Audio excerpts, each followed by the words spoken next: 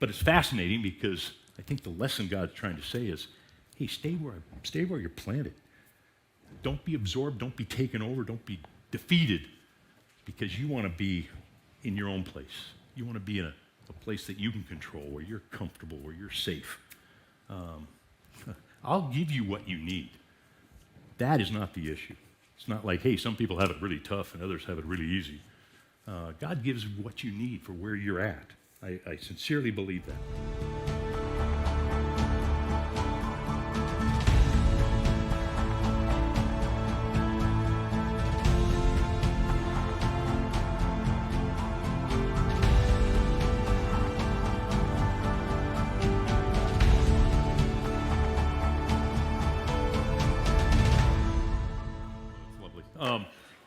Hey, my name's Gary, for those that have not met me yet. It's good to be back up front. It's been a while. But Kelly called me yesterday and said, hey, could you talk tomorrow? Just kidding. No, we plan these things out. But hey, it's good to be back in the mix. We are in the book of Joshua, and I'm going to take a little bit of a side trip today. Still kind of pertains to the whole context of Joshua. We're not going to be dealing from the book of Joshua. The question I want to ask today, that I think it's important to kind of chew on a little bit, is why this piece of dirt? Why did God choose this land for the promised land? What was the point of that?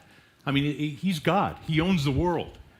He could have had these 2 million refugees go anywhere.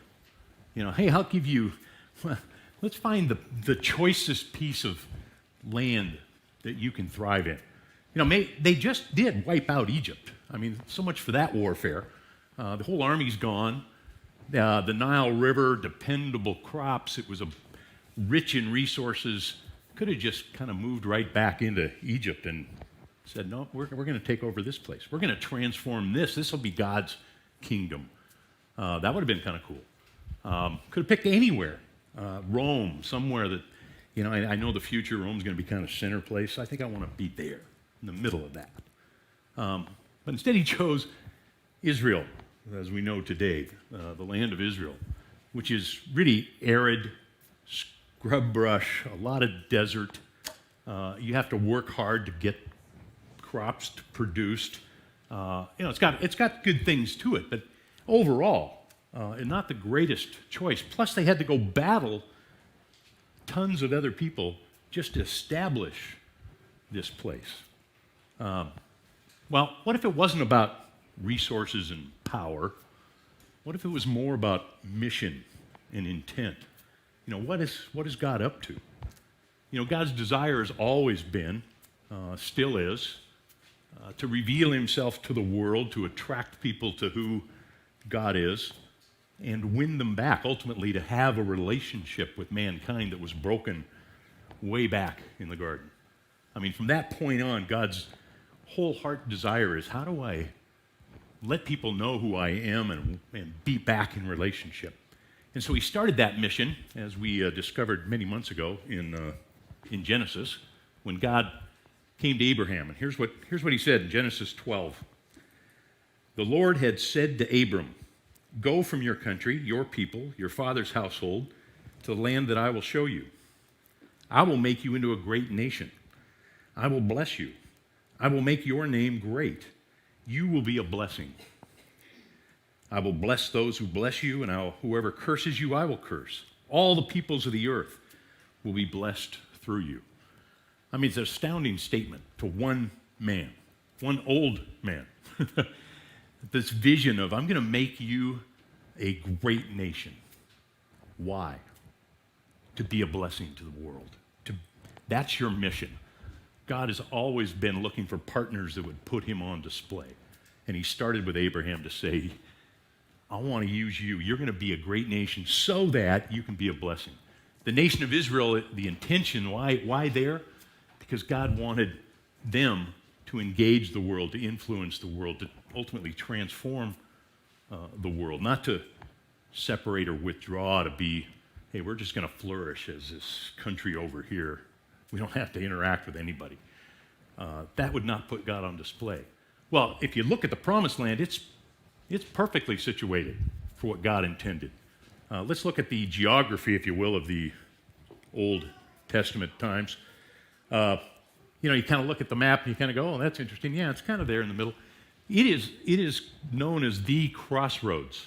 If you look down there at the kingdoms, you see later will be Greece, that kingdom, but Egypt right there, rich.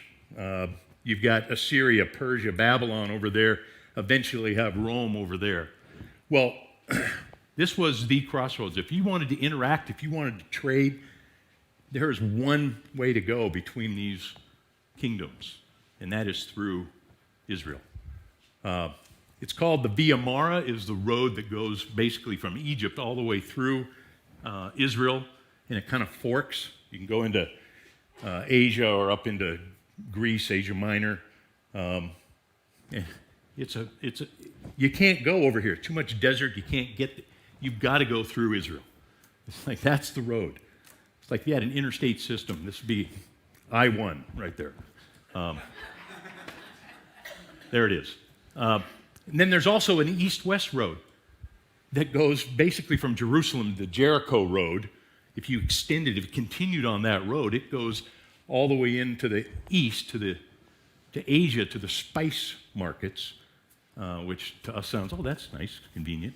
No, spices were kind of the thing back in the day. Spices were kind of like oil today. Well, Herod, by the way, Herod was part of a family that controlled the spice trade. He was perfectly situated to say, you know what, I'm going to take something off of everybody that comes through here. And he literally did. He became, if you look at the dollars today, Elon Musk, pennies. Zuckerberg, just all these rich people, they would pale in comparison to Herod. Herod had so much wealth, and it was because of that east-west spice trade. Well, economically, if you look at it from that standpoint, you control this land, you can control the world. You can control, at least economically, the trade of the world, if that's your desire. But God was looking at it spiritually. God said, if we control this space, we can impact, we can influence the world by being right here in the midst of everything. But there comes a danger with this, not too surprisingly, because you can be in this great opportunity to impact the world, but it comes with great warning or danger. Choices, are you going to influence others or be influenced? And first, you're in the crossroads, it also means you're in the crosshairs. I mean, it's also the route that people took when they were trying to conquer other kingdoms. So they're in the crosshairs. Militarily, it's a tough place to be. There's a danger in there. But again, God was looking at it spiritually and said, hey, there's a bigger danger to me. I'll take care of the enemies. I'll take care of that. What God was mostly concerned about is, are you going to influence them or are they going to influence you?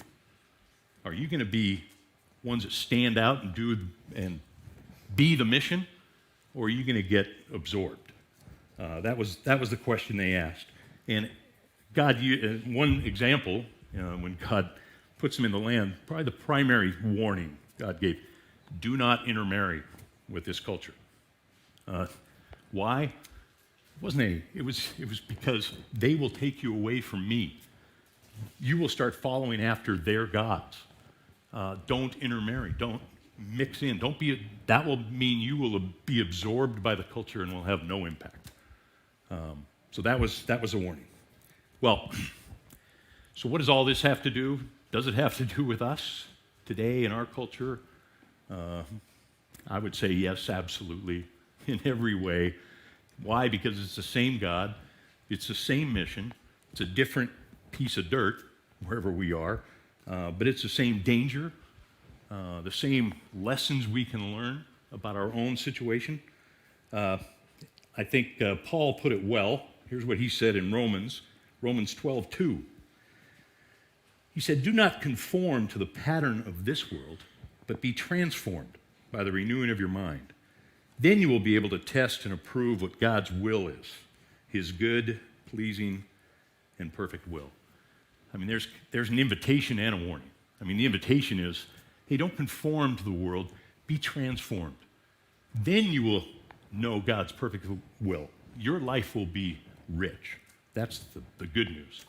The bad news is if you don't, you'll be transformed. I mean, you'll be conformed to the culture.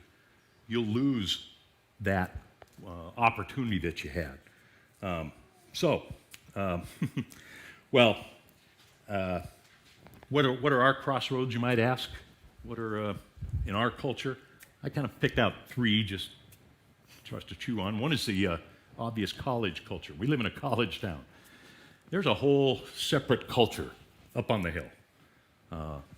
Anybody experience college? Know what I'm talking about? Yeah, obviously. It's a different culture. You could also say the same thing. Every college student that comes to Pullman has to look at that and say, how am I going to engage? How am I going to live in that culture? What's my life? How am I going to interact in that culture? In the same way, we could look at our everyday workplace. I think every workplace has its own culture. It's like, well, how am I going to engage that workplace culture? Is it going to be separate from the rest of my life, or somehow, how do I interact in a way that flourishes? Third would just be relationships. Who are the people that we choose to build relationships with and really live life with? Is that in all three of those areas? Are we going to have the opportunity to stand out, to influence, to transform, or are we going to be conformed to the culture that we find ourselves in? So it may be 2 or 3 different arenas for all of us. But that's the choice we have when we enter into whatever culture we're talking about. As many of you know, I spent a long time on Young Life staff, 31 years. And the last 13 years on Young Life staff, I was college director. So me and college life, we know each other well.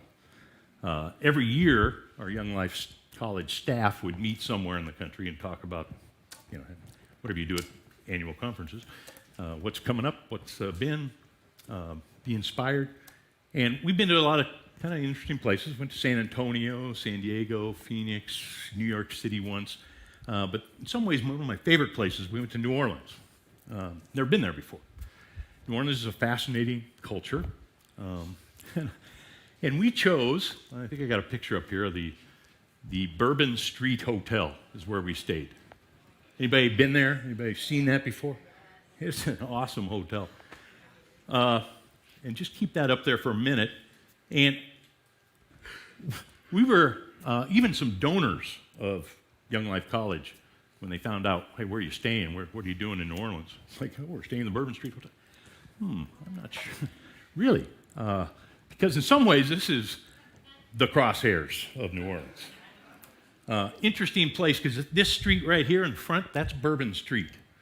That's the Mardi Gras Street. That's the party street. You can go up and down for blocks, and it's just pub after pub and tattoo parlors and you name it. That's Party Central. And then if you look down there on the right, if you go out this door, it's Bourbon Street. If you go out that door and you look down the street, you'll see the St. Louis Cathedral in, I think it's Jackson Square. And it's a known place. Why? Because it's got a statue of Jesus in front of it, which is not totally unusual. Jesus standing there with his arms raised. But the interesting thing is at night, they always have a light shining on Jesus, and so behind him, his shadow appears on the church. And there it is. And the locals all call it Touchdown Jesus. So kind of not the most complimentary comment. So I remember the first night we met, our director talking to us shared with us how he received some criticism about where we were staying and, couldn't you find a better place to stay than? And his response was this. He goes, no, this is exactly where Young Life College wants to be. We want to be between Touchdown Jesus and Bourbon Street. We want to be right in the middle of the culture, if we'll take that opportunity to engage the culture and not be consumed by it. That was our goal. And so it was a great picture. But I think it's a great picture for us, too, because it's our mission. How do we engage a culture without being absorbed by it? How do we live in and make a difference, or do we just kind of, we're unknown, we're unseen, there's no difference, you can't tell the difference between us and anybody else in the culture. That's, I think, the tension, I think that's the challenge, but it's also the invitation that God gives us to say, hey, I got a mission for you, and it has to do just with who you are and where you are. God places us just where he wants us, and do we understand that? Do we appreciate that? I want to give a little lesson from, because there are really two extremes of this challenge. And sometimes, and I think the vast majority of people that follow Jesus say, well, I'm being absorbed into the culture. I believe in God, I believe in Jesus, but I'm also bought into all of what the culture has to offer and say. Indistinguishable from anybody else in the culture. Then there's a separate group that said, no, I'm not going to engage the culture at all. I'm going to be separate. I'm not going to associate with people that buy into the culture. I'm certainly not going to engage in the culture in any way. And so they separate. Neither one is, I don't think, what God intends for us. He wants us to engage the culture, but in a way that reflects who he is. A little lesson from the Promised Land. I'll show you a quick picture of the tribes. Because back before they entered the Promised Land, God told Moses, hey, as he blessed the different tribes and said, here's where you're going to be. So this was kind of his, hey, I'm going to put you into this country, and then each tribe, here's your spot. Here's where you're going to be. It seems kind of, I don't know, rhyme or reason. It's not like 12 perfectly square spots. And I wanted to highlight one is Dan down here. The tribe of Dan, they were wedged in there between Ephraim, Benjamin, Judah, and in some ways a great spot to be because Judah was probably the strongest tribe. They had the most warriors, most support, if you will. But on the other hand, the Philistines were right along the border of Dan. And so Dan was constantly raided. They were constantly assaulted by the Philistines, and it wore them down. Wore them down so much to the point that the leaders of the tribe of Dan said, hey, we're moving. We don't want to be here. We can't handle all this. And so they started to look around, sent spies into the land, and they found another spot, remap. They relocated up there in the far right corner. Hey, nobody controlling that. We can take over that land really easily. We can live in peace and comfort. We'll take care of ourselves. Thank you, God, we're going to take that spot up there. Well, didn't go so well for Dan.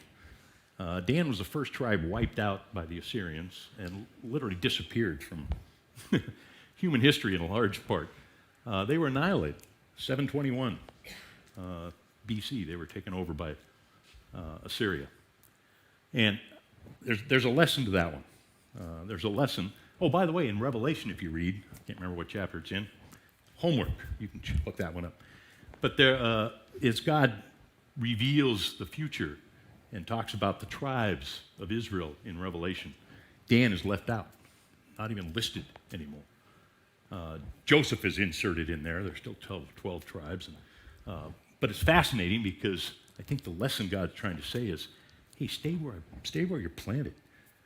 Don't be absorbed. Don't be taken over. Don't be defeated because you want to be in your own place. You want to be in a place that you can control, where you're comfortable, where you're safe.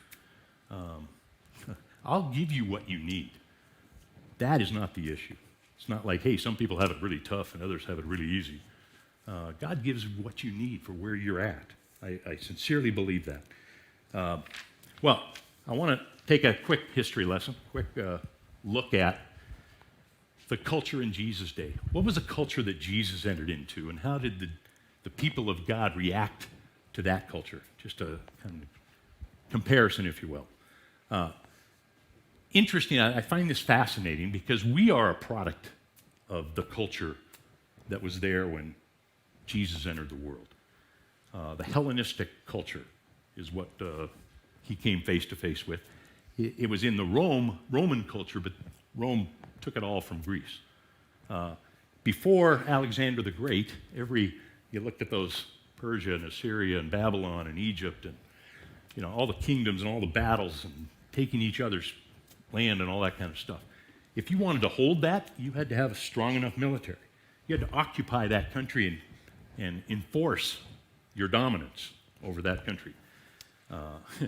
And that's the way it was. And so you could only extend your kingdom so far. If you had a huge military, maybe you could control more property. You could control more land, control more people. But Alexander was brilliant.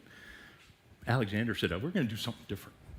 We're going to create a culture that people want to be a part of. We don't have to enforce it. People will go, yeah, give me that culture. And so they created a culture based on really 4 pillars. Hey, as a city-state, we're going to provide health care, free health care. We're going to provide education. We're going to provide entertainment. And we're going to provide competition athletics. And people go, this I can live with. You didn't have to enforce that. They were giving them all this stuff that appealed to everybody. So they created, we went to Israel, and you can still see some of the cities that were originally Greek cities, but Rome took it over. And Rome basically made the Hellenistic culture on steroids. I mean, they just made it. You've been to Rome itself. How big is the Colosseum? What does the architecture of Rome tell you about the culture? Well, they got the theaters, and they got the competition, and they got the health care, and the education. We're going to make sure everybody's educated. Does this sound familiar? Our culture, perhaps? Yeah, it's no different than our culture. We live in the same culture. And I love education, health care, Seahawk fan. Taylor Swift couldn't make it to the concert. But the same 4 pillars, basically, that draw people to say, this is the culture I want to live in. Well, there were 5 responses to that culture by the Jewish people when Rome came and occupied Israel. And here, I'll just run through them real quick, see if you can see any parallels. But the first group were the Sadducees. The Sadducees, kind of a different group. They were kind of a ruthless group. They were basically 7 families that descended from the chief priests. They were really the group that put Jesus on trial, that had the most to do with crucifying Jesus. They were a crime family. They extorted people. This was not a spiritually founded group of people. They definitely bought into the culture for their own benefit. We're going to control people.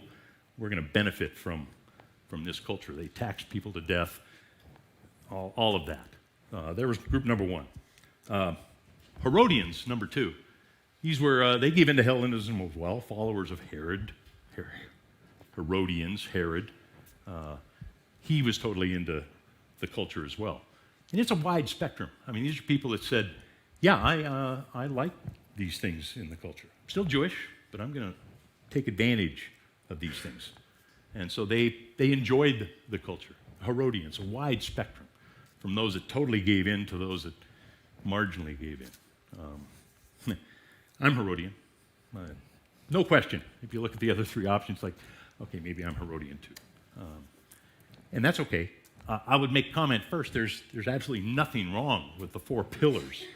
There's nothing wrong with wealth or comfort or entertainment.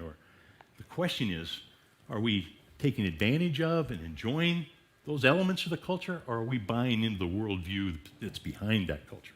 Are we pledging allegiance to that culture? Is that what we're depending on for our life? That would be the difference, and we're going to talk about that a little more in a minute. But we should struggle in our culture, trying to decide. I hope we struggle a little bit to say, how much of this am I really buying into? How much of that am I really depending on? Well, that was the Herodians, probably the biggest group.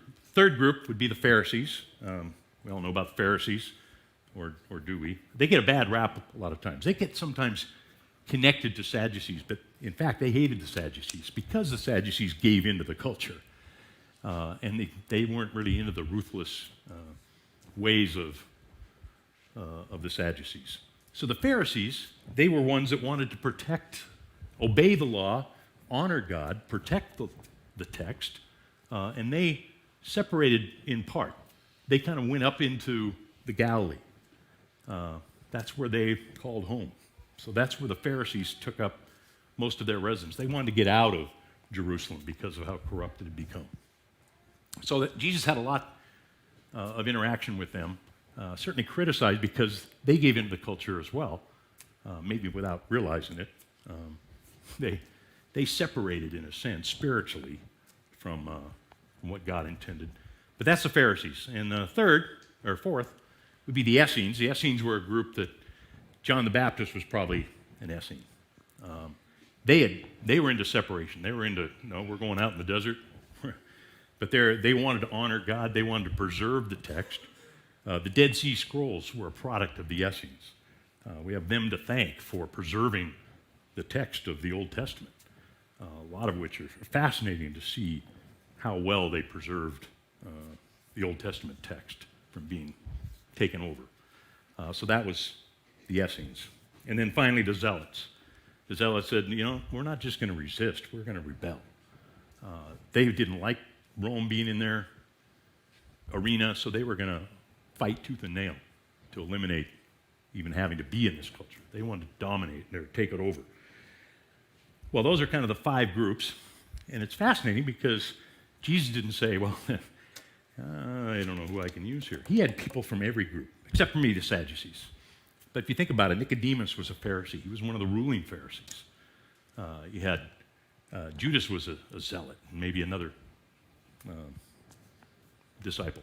You had Essenes, John the Baptist, as I mentioned, and John the Baptist had his followers. I think Andrew and his brother were part of that. They were disciples of John the Baptist before they were disciples of Jesus. Herodians, probably a number of them that were Jewish, wanted to honor God, but they also were involved in. Matthew, the tax collector, there's a great Herodian. Yeah, I'm Jewish. I'm going to take full advantage of the culture here. I'm going to become wealthy off of this culture. So that's kind of the mix we had then. I don't know if you can see where you fit in that spectrum. I already mentioned I'm 98% Herodian. Maybe I'm 2% Pharisee. Hey, I'm going to honor God in great ways, but I still struggle a lot with how much I give into the culture. Well, the challenge, let's get to the nitty-gritty here. The challenge is, how do we live in the tension between influence and absorption? How do we influence people? How do we impact? How do we transform the world without being consumed by the culture that we live in? That's the question. I would say first, be a witness. And most people's response is, I can't do that. I'm not really comfortable with that, because we think being a witness means I have to stand out and tell people all about God. But that's not what I'm talking about. I'm talking about you don't have to say a word. The key is just having a relationship, a growing relationship with God, which means God is present with you. People see God in you. When they look at your life, the way you choose to live your life, regardless of what culture you're involved with, you honor your relationship with God, you're a witness. Because I got news for you, you are a witness. Whether you decide to be one kind of witness or another. How you live your life tells the world what you believe about God. Firmly believe that. However you choose to live your life tells a story about what God is like to you. So that's the way I would look at that. What kind of witness am I for God in the culture that I'm involved in? So the key is God's presence in you, I think. And it's fascinating because here's back to Moses again. There was a time when Israel didn't respond early on very well. They rebelled, the calf, all that kind of stuff. God finally just says to Moses, hey, you're going to go. I'm going to send my cloud. You're going to but I'm not going to go with you. I will not be present with you because of the rebellion of the people. I'm not going to be present. And here's Moses' great response. Love it. Exodus 33, 15, 16. Moses said to him, if your presence does not go with us, do not send us up from here. How will anyone know that you are pleased with me and with your people unless you go with us? What else will distinguish me and your people from all the other people on the face of the earth? I mean, I love that. Moses knows it's not about how we behave. It's not about how we conquer. No. If you're not with us, if people don't know that you are with us and for us, then we're not different from anybody else. So the key to all of this is not behavior. It's just honoring your relationship with God. And people will notice that. That will influence people. It's not performance that will do it. It's presence. People see God in you. That influences people. People aren't looking at believers, or they assume are believers, going, well, how good do I need to be one of them? That doesn't really impact people very well. But they go, oh, God, it seems like God is with that person. I want that. Tell me more about that. I think that's the opportunity we have in whatever culture we find ourselves in. Here's how Jesus described it to his followers. I love these two phrases, maybe looking at it a different light. Oh, by the way, missed a verse. Paul said this in Colossians 1:27. To them, God has chosen to make known among the Gentiles the glorious riches of this mystery, which is Christ in you, the hope of glory. So I love that. God has chosen to make known. How are you going to make God known to the Gentiles? Christ in you, God's presence in you. That's how the Gentiles will know who I am. Love that. Again, presence, not performance. Anyway, Jesus said this in Matthew 5:13. You are the salt of the earth. But if the salt loses its saltiness, how can it be made salty again? It is no longer good for anything except to be thrown out and trampled underfoot. He calls us salt. We don't. The nature of salt, it was really critical in those days because it did a lot of things. It preserved food. I think Jesus is trying to say in part, we're there to preserve the world. We're the difference between a world that will go into decay and one that can be preserved if you'll exercise your saltiness. I did, it was an interesting week, had several dinners that we put on. I'm not a great cook, but I barbecue pretty well. And used a lot of salt. And I noticed that I thought about it as I was putting this together, thinking, it's not like you put salt, you put enough salt on the food to bring out the flavor of the food. It's not so much about, I want this to taste really salty. That's not the point of salt. The salt enhances the flavor of the food. It's like, ooh, this tastes really good now because you salted it. My mom used to cook everything, just boil vegetables, never put any salt in it. Like, oh, these are tasty.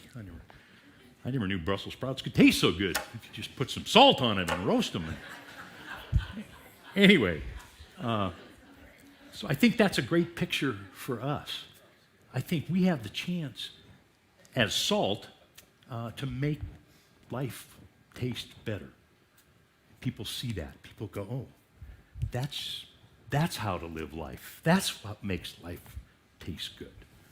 But if we lose that, if we don't engage people, if we don't spread our salt, if we keep ourselves in the salt shaker, it's not going to impact anyone. People won't know that there's a God that offers a different, more abundant life opportunity. Said in the next two verses, 14-16, you are the light of the world.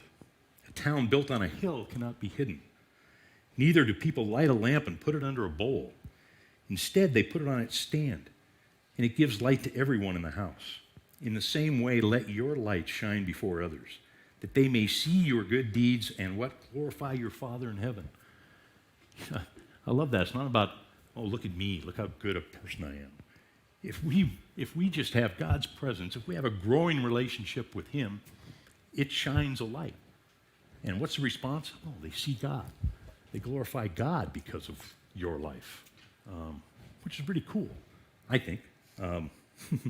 I thought three things that light, I'm sure it does more, but I just kind of picked out three. One, light reveals. You shine a light, it's like, oh, I see more. I can see things. We do that. If we'll honor our relationship with God, if we'll be light in the world, we reveal more of what life can be to people. Secondly, it directs. Your word's a lamp unto my feet. I think that's a good metaphor for this. But if we're exercising, if we're not putting our light under cover, if we're letting our relationship with God show, it directs people. It kind of, again, oh, that's how to live life. That's the path that I want to be on. I couldn't see the path before. I didn't understand how life could be lived. And then finally, it reflects. And I love this analogy. We're like the moon. The moon has absolutely no light of its own. But the moon is gorgeous when the sun hits it just right. That's the opportunity we have. We don't have any light of our own. But if we'll allow people to see God in us, it's like, that's gorgeous. Tell me more about that light. How'd that happen? Well, I just have to face the sun, and I show off who God is to people. That's what's attractive to people. Well, I'll just give one example of my own life. I think I got time. Sure, why not? When I came to college, I've told this story before, but I think this could be I wish it was like 3 weeks down the road and we had a bunch of college students in the room, but I think you have 3 choices when you go to college. Speaking of that culture, it's one I know well. One is, this was kind of my thought. This wasn't my primarily, forget that. Let me just continue. Yeah, choice number 1, I'm going to take full advantage of this culture. In some ways, when I left home, was like, I want the college life. That's what I'm looking for. Total give in. Some people call it kind of time out. I'm going to take this 4 years and fully give myself to college, and then I'll get back to that relationship with God that I had in high school. It doesn't work really well. So that's option 1, is just time out or give in. Big group of people that come to school. Second group would be those that compromise, say, I want both. And that was really me. I had just gave my life to Christ and said, gosh, I really want that relationship, but I really want all of what college has to offer me. So I tried to live both, gave myself in to both, to a point where unless I told somebody, they'd never know that I had a relationship with God. And I suffered as a result. And certainly had no salt, no light to shine because I gave so much into the culture, even though I still wanted to and still gave myself to this relationship. It was miserable for months until I finally said, I got to choose. The third option is, I'm going to choose to engage in the culture, but I'm going to put God on display at the same time. How much you give into that culture, I don't know. But if your primary focus, if your primary desire is, I'm going to put God on display, I'm going to honor and grow my relationship with Jesus, then guess what? You can take advantage of some of what is good about the college culture and make a difference. That was a transition for me. I lived in a fraternity house and found myself at the end of the first year going, it's going to be a tough place to live now, because I made that commitment about 6 months into it to go, I got to change, I got to prioritize God in my life. I want God to be in control. But I have to kind of reestablish. In a sense, I kind of lost my saltiness. But because I chose to put God on display, which really I really chose God. I really chose to have that relationship. It made a difference. I eventually had a Bible study in our house. I was president of the house. Made an impact in the culture that I was in. My response wasn't, I got to get out of here. I got to go live by myself somewhere and get my life together. No, God will give me what I need if I'll honor Him, if I'll trust Him.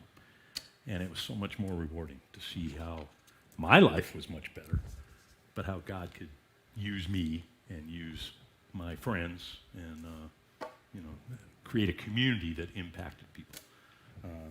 So that's what it boils down to. That's what my invitation and my challenge to all of us is, as we kind of look at our areas of engaging culture for you. How am I doing? How's my salt? How's my light? My priorities? And again, it's presence of God, not performance. It's position, not performance. As a church, I would say, similar. It's not about right doctrine. People don't come to a church and say, hey, give me your mission statement, give me your doctrinal stand. Okay, this is a church I want to be involved in. There may be a couple people like that, but the vast majority of people walk in the door and they go, oh, This is a community. I see God here. I want to be a part of whatever's going on. That's the kind of church I want us to be. And I think it starts with if each of us will just work on our own relationship with Christ, grow, spend time, then together we will reflect more of who God is to our community. We'll make a difference. We'll transform our culture, your workplace, your relationships, your college life will change as a result. Let's pray.